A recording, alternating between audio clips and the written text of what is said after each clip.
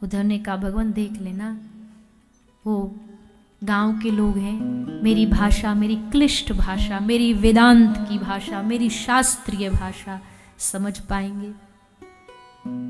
भगवान ने हंसकर कहा उद्धव तू क्या समझता है गोपियों को? तू समझता है उन्होंने वेदांत नहीं पढ़ा, वेद नहीं पढ़े? मैं कहता हूं वेदों की श्रुतियां गोपियों के आचरण में बसती हैं, उनकी वाणी में बसती हैं। एक बार तू जा तो। जाने लगे उद्धव। रथ विराजमान हो गए। ठाकुर जी जानते हैं ब्रजवासी ऐसे तो मानेंगे नहीं, तो अपना स्वरूप दिया, कंठ की माला दे दी, मुकुट दे दिया, बांसुरी दे दी, अपने वस्त्र धारण करा दिए और कहा उद्धव तू ब्रज चला जा। और तब श्री उद्धव जी संदेश लेके ब्रज आए। रथ बढ़ा, रथ जैसे मथुरा से निकला, श्री श्याम सुंदर जितनी दूर रथ के पीछे दौड़ सकते, भाग सकते, दौड़ते रहे, मानो कोई संग ले चले मुझे अपने। लेकिन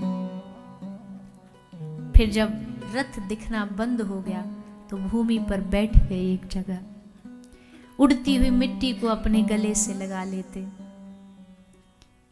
उद्धव संदेशा लेकर के ब्रज पहुंचे। और भैया उद्धव ने जो ब्रज देखा वो देख करके प्रवेश करते ही उद्धव के रोंगटे खड़े हो गए।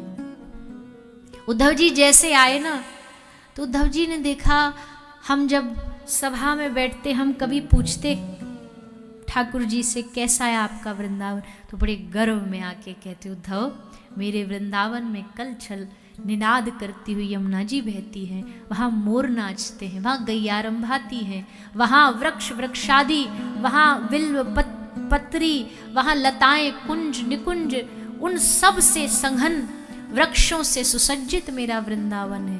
पर उद्धव ने देखा ये क्या, ये तो वीरान पड़ा हुआ है, पेड़ों पे पत्ते नहीं है, सूखा पड़ा हुआ है, चारों ओर उदासी है, निराशा है। उद्धव को लगा मैं कोई गलत जगह तो नहीं आ गया, क्या ये कृष्ण की ही नगरी है? जैसे कहा कृष्ण, कृष्ण नाम सुनते ही वृंदावन एकदम आनंद से नाच उठा। जो सूखे पेड़ पड़े हैं, डालियां पड़ी हैं, उन पे हरे हरे पत्ते आ गए, फल लगने लग गए। यमुना जी जो एकदम सूखी स्तब्ध पड़ी हुई थी, कृष्ण नाम सुनते पूरे जमुना जी में फिर से जल बहने लगा। जो एकदम स्तब्ध होकर के पत्थर के पाषाण के समान गैया खड़ी हुई थी, न पल के झपक पा रही हैं, न चारा उगल पा रही हैं, न निगल पा रही हैं, पाषाण पत्थर बन के खड़ी हैं। मोर मयूर एक स्थान पर पाषाण बने खड़े, जैसे कहा कृष्ण, सब एकदम पूरा वृंदावन चलने लगा, आनंद में चलने लगा।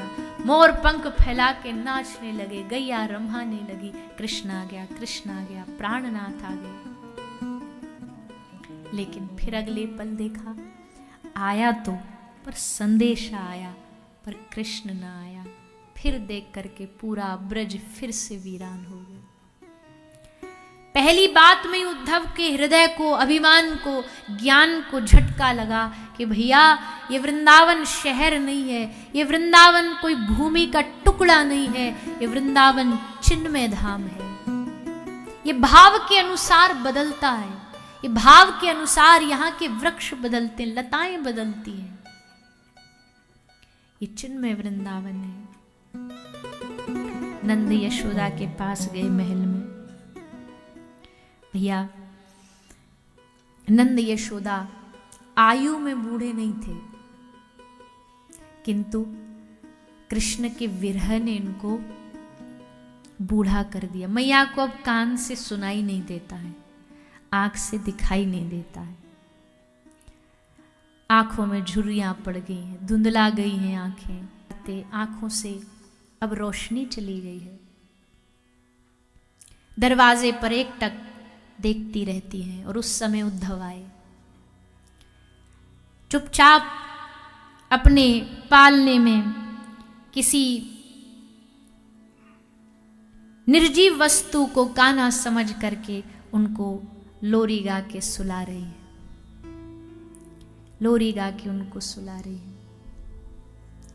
तभी उद्धव आए। उद्धव ने कहा माता मैया प्रणाम। मैया को कुछ नहीं सुनाई दे रहा। फिर कहा मां प्रणाम, तब भी नहीं सुनाई दिया। फिर कहा मैया मैं कृष्ण का मित्र हूं। जैसे कृष्ण नाम सुना मैया के कान खड़े हो गए। कोई बात सुनाई दे ना दे पर कृष्ण नाम सुनाई दे जाता था। कौन है?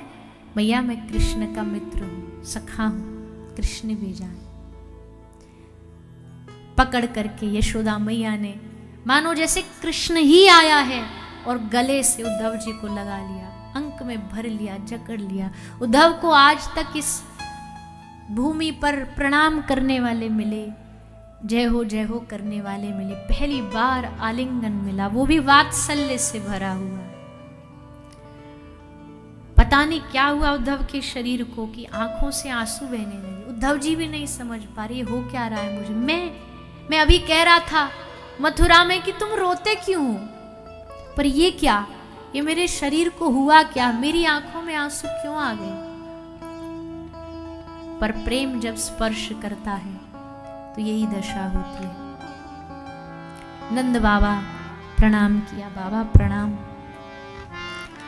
एक बात ये भी है कि यशोदा मैया अपना दुख रो के निकाल लेती थी, गांव की गोपियों के साथ बैठ के निकाल लेती थी, पर नंद बाबा पूरे ब्रज को संभालने के लिए एक ही व्यक्तित्व था, बाबा नंद।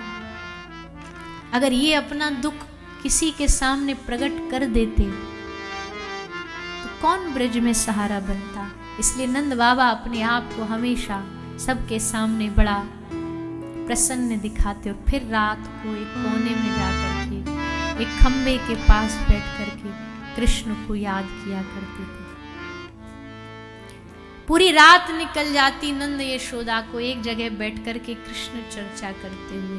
कभी मैया वक्ता बन जाती, कभी बाबा वक्ता बन जाते, कृष्ण कथा शुरू होती। यशोदा मैया कहती मेहर तुम्हें याद है आज ही के दिन मैंने लाला को उखल से बांधा था, मुझे लगता वही बात से नाराज हो करके कन्हैया हमको छोड़ करके चला गया। अब आ जाए न लौट करके तो सारा जीवन अपने आप को रस्सी से बांध के रखूंगी, पर एक बार लौट आए।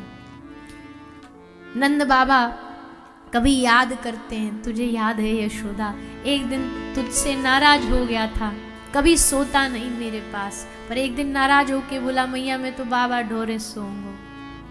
मैं बड़ा प्रसन्न हुआ कि आज अपने आप चल के आया है, पर उसको कहाँ तेरे बगैर नींद आती यशोदा।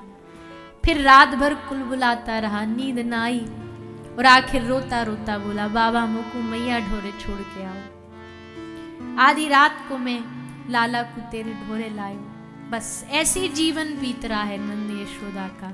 कभी वो कृष्ण कथा सुना देती हैं, कभी वो कृष्ण चर्चा सुना देते हैं। नंद बाबा से पूछा उद्धव जी ने, बाबा मथुरा में तो बहुत व्यवसाय है, काम धंधा है, दुकानें हैं, राजा महाराजाओं की नगरी, वृंदावन वाले क्या काम करते हो।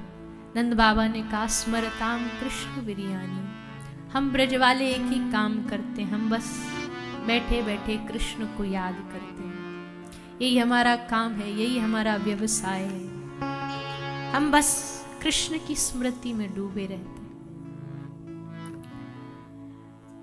बाबा आपको मैया आपको द्वारिकाधीश बहुत याद करते हैं, बहुत स्मरण करते हैं। नंद यशोदा की सब बातें जो ब्रज में घटी ठाकुर जी ने उद्धव को सुनाई थी, इसलिए तीनों बैठ के चर्चा कर रहे। उद्धव जी कहते बाबा प्रातः काल हो गया, मैं जरा यमुना जी चला जाऊं। उद्धव यमुना जी के निकल ले दर्शन के लिए बाहर निकले, पर ये क्या, पूरा ब्रज नंद महल के बाहर मंडरा रहा है। कोई संदेश लेके आया है कान्हा का, एक बार हम उसे छू लें, एक बार हम उसे देख लें, एक बार उसके शरीर की सुगंध हमारे नासिका में आ जाए तो लगेगा कि कृष्ण की सुगंधी पाली। निकल ना पाए उद्धव।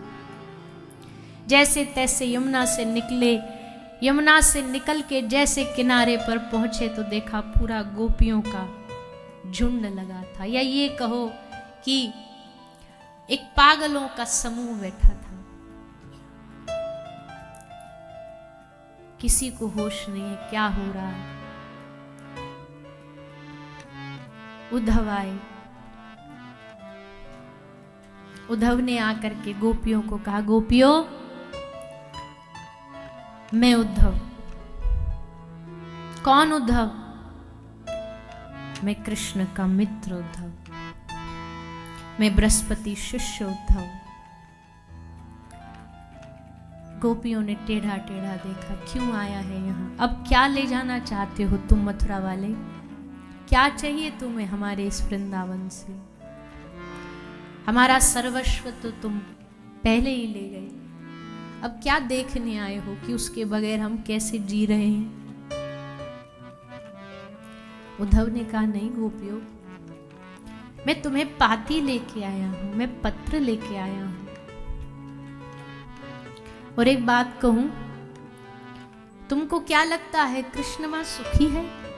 तुमको क्या लगता है वो वहां आनंद में? नहीं, बिल्कुल नहीं, वो भी बहुत दुखी है। हमेशा वृंदावन की ओर नजर करके बस रोते रहते, याद करते रहते। जैसे सखियों ने सुना, कान बंद कर लिए। उद्धव को कहा, बस अब आगे मत बता। उद्धव तुझे क्या लग रहा है, तू बताएगा? कृष्ण बहुत दुखी है, तुम्हारी याद करता है, तो हम खुश हो जाएंगे कि हाँ आहा हमारा प्रीतम हमें याद करके दुखी हो रहा है? नहीं उद्धव, तू प्रेम की दशा समझ न पाया। प्रेम में प्रियतम को सुख देना होता है कि दुख देना। हाँ, तू कहता कि गोपी कृष्ण तुम्हें भूल चुका है, कृष्ण को तुम्हारी कोई याद नहीं और अपना जीवन बढ़िया से जी रहा है, तो हमें खुशी होती उद्धव कि हमारे श्याम सुंदर जहां भी हैं प्रसन्न तो हैं, खुश तो हैं। तू प्रेम समझ ना पाया। कौन सा पत्र लाया, दिखा। उद्धव ने पत्र निकाला, पत्र लेकर के गोपियों को दिया। उद्धव को लगेगा सब बैठ जाएंगी और एक पढ़ेगी और सब सुनेंगी, पर ये तो पागलों का झुंड है ना। झपट पड़ी पत्र के ऊपर और पत्र का टुकड़ा टुकड़ा करके कोई आंख से लगा रही है, कोई गाल से लगा रही है। उद्धव ने कहा, अरे बावरियो पागलो, पत्र पढ़ तो लेती। गोपियों ने कहा, हमने कृष्ण को पढ़ लिया, पत्र क्या पढ़े? हमने कृष्ण को जान लिया और उद्धव पढ़ना हमारे बस की है नहीं, और तेरे पत्र में इतनी ताकत भी नहीं है, क्योंकि हम जैसे इसको पढ़ना शुरू करेंगे ना तो पढ़ते पढ़ते हमारी आंख से कृष्ण की स्मृति में अश्रु बहेंगे और इसके सारे अक्षर धुल जाएंगे, पढ़ नहीं पाएंगे। इसलिए प्रियतम की याद समझ के एक एक टुकड़ा अपने पास रख लेंगे बस। उद्धव समझ गए कि ये भूमि समझाने की भूमि नहीं, समझने की भूमि है। गोपियां खड़ी होकर के उद्धव से वार्तालाप कर रही हैं। श्री स्वामिनी जी बीच में बैठी हैं एक पाषाण के ऊपर। उद्धव देख नहीं पा रहा, क्या तेज है चेहरे पर किशोरी जी के। आंखें धुंधला जा रही हैं, आंखों को मल रहा है उद्धव। चरणों पर नजर गई, चरणों पर एक भ्रमर बैठा है। जैसे भ्रमर को किशोरी जी ने देखा, प्रेमी को तो हर जगह अपना प्रियतम ही नजर आता है। भ्रमर को देख करके किशोरी जी को लगा इसके साथ साथ ये भी दूत है। क्यों? काला है। और कहती है, उधो सब कारे आजमाए, हमने सारे कारों को आजमा के देख रखा है, ये सब धोखेबाज होते। कृष्ण ने भी धोखा दिया, हमें दिया। क्या गलती करी थी उस सूपड़खा ने? नाक कान काट दिए उसके। क्या गलती करी थी उस बलि राजा की पुत्री ने? बड़े बड़े बातें कर रही हैं। उद्धव कह रहा मैं इनको अनपढ़ गोपी समझ रहा था, पर ये तो सब जानती है। भंवर गा रहा है, भंवरा गा रहा है, कुछ गा रहा है। स्वामी जी बड़ी प्रसन्न हुई। क्या गा रहा है तू? भंवरा बोला मैं यदुपति के गीत गा रहा हूं। जैसे कहा मैं यदुपति के गीत गा रहा हूं, श्री किशोरी जी ने कान बंद कर लिए। चुप हो जा, मत गा उस यदुपति के गीत। सखी बोली बंद कर दे इस यदुपति के गीत गाने। अगर इस ब्रज में रहना है तो राधापति के गीत गा, ब्रजपति के गीत गा। गाने लगा फिर से भंवरा। थोड़ी देर सुनते सुनते किशोरी जी फिर बोली हाथ जोड़ करके, तू मत गा। क्यों? तुझे राजाओं की सभा में गाने की आदत है ना, और राजाओं की सभा में गाने से तो बहुत इनाम मिलता है। तो हम गरीब, हम इस ब्रज के गरीब तुझे क्या इनाम में देंगे भ्रमर? क्या दे पाएंगे तुझे? भंवरे ने कहा कुछ तो दो ना, कुछ तो होगा तुम्हारे पास। किशोरी जी बोली हमारे पास प्रियतम की दी हुई अनमोल वस्तु है। क्या है? हमारे पास हृदय में विरह और आंखों में आंसू है, जो प्रियतम का दिया हुआ इनाम है। चाहिए तुझे? उद्धव तुझे चाहिए? जैसे उद्धव को कहा उद्धव तुझे चाहिए, उद्धव के हृदय में क्या भाव जागा कि उद्धव की आंखों से अश्रु बहने लगे।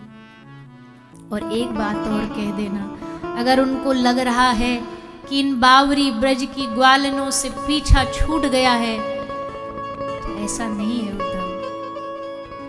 अभी भले चले गए हैं उद्धव, पर हम ब्रज की गोपांगनाएं मरते वक्त भी कृष्ण बोलेंगी। और इतना तो तुम भी जानते, तुम्हारे शास्त्र यही कहते ना उद्धव, मरते समय जो जिसको स्मरण करता है अगले जन्म में फिर उससे मिलता है। हम फिर अगले जन्म में कृष्ण की ही प्रेमिकाएं बनेंगे, फिर उससे पुकारेंगे, पर पीछा नहीं छोड़ेंगे।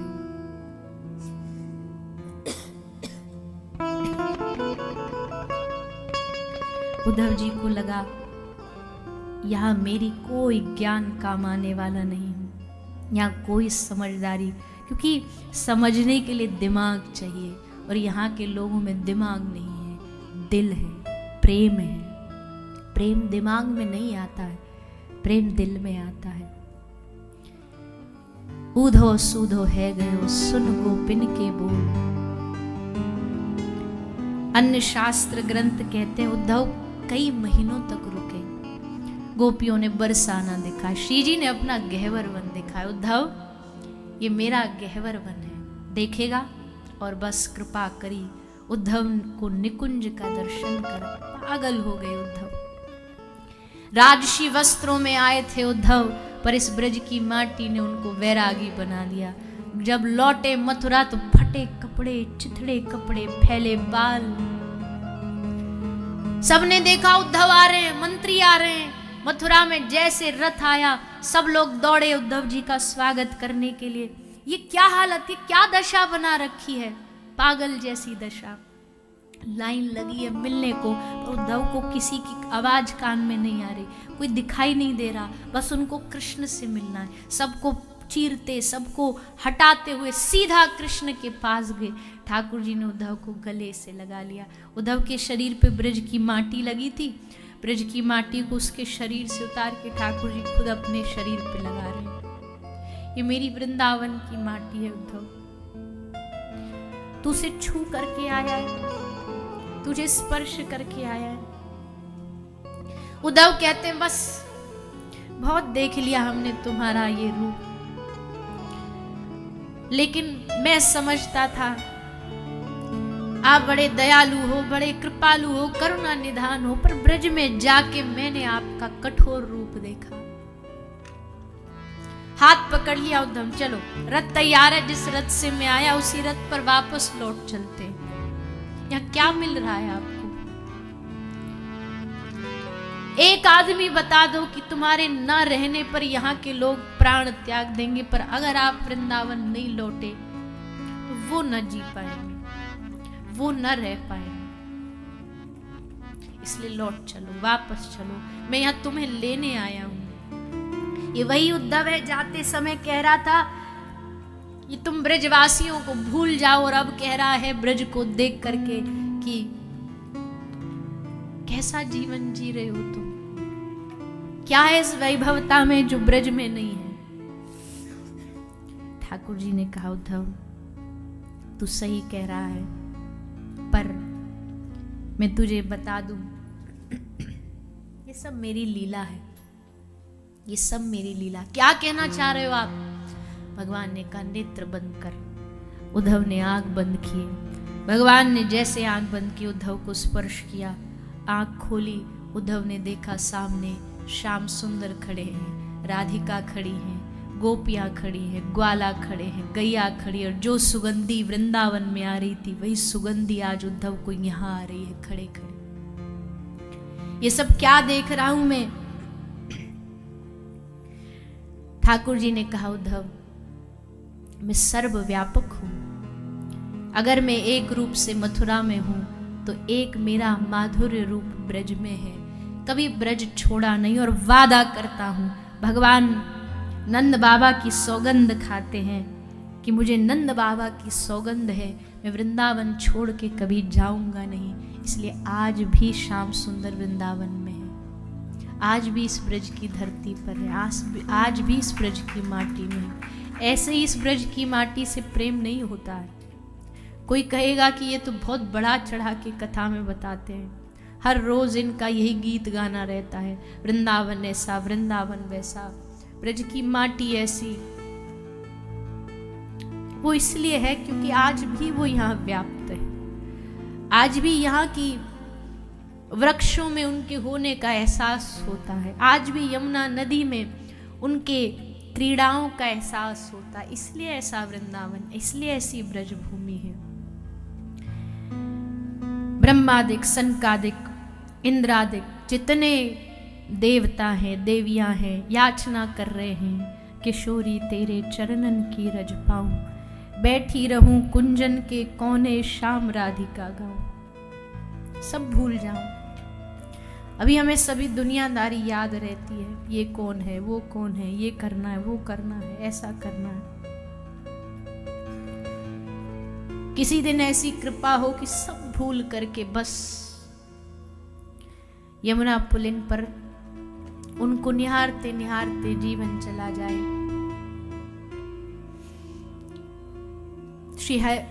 स्वामी श्री हरिदास जी की परंपरा में एक भक्त हुए, श्री बिहारिन देव जी यमुना के तट पे बैठे थे, दातुन कर रहे थे। दातुन करते करते यमुना के घाट पे उनको श्यामा श्याम लीला करते दिखाई दिए। दातुन करते करते नीम की डाली हाथ में रह गई, और एक दिन, 2 दिन, 3 दिन हाथ ऐसे ही मुख में रख करके ठाकुर जी की लीला देखते रहे, निहारते रहे। 3 दिन तक बिहारी जी की सेवा ही नहीं हुई। क्यों? अटक गए वहीं पर, भगवान लीला में ही अटके रह गए, भोजन का कुछ का ध्यान नहीं। ऐसा है ये ब्रज वृंदावन, ऐसी है इस ब्रज की भूमि। उद्धव जी को असली ब्रज का रस प्राप्त हुआ। हाँ, फिर कह दें, हमने भी ब्रज की महिमा खूब सुनी है, गाते भी हैं, पढ़ी भी है, लेकिन समझ में कब आएगी? जब श्री किशोरी जी चाहेंगी तब अपनी कृपा से समझ आएगी, एहसास दिलाएंगी कि कैसा है ब्रजधाम वृंदावन। तब तक बस इस